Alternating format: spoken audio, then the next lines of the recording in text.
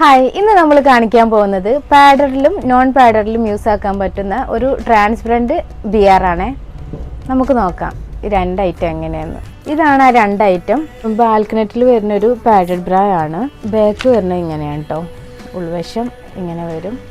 പിന്നെ സ്ട്രാപ്പ് ഇതൊക്കെ മാറ്റിയിട്ട് ട്രാൻസ്പെറൻറ്റ് സ്ട്രാപ്പാണ്.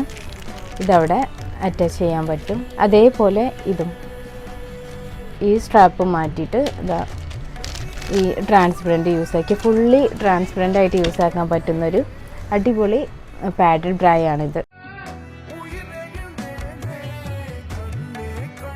ഇതാണ് ആ ഒരു ഐറ്റം.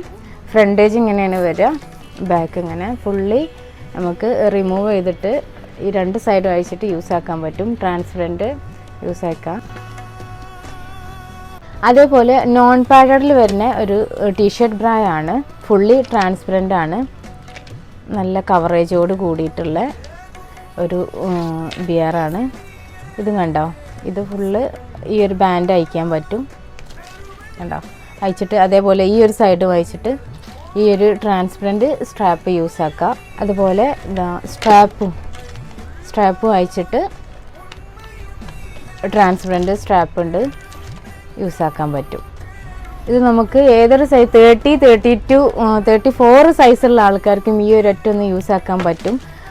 ഇതിവിടെ അഡ്ജസ്റ്റ് ആക്കി കൊടുത്താൽ മതി. കപ്പ് സൈസ് നന്നായിട്ട് ഫുള്ളായിട്ട് കവർ ചെയ്യുന്നൊരു ബിയറാണ്. ഇതാണ് അതിൻ്റെ ലുക്ക് വരുന്നത്.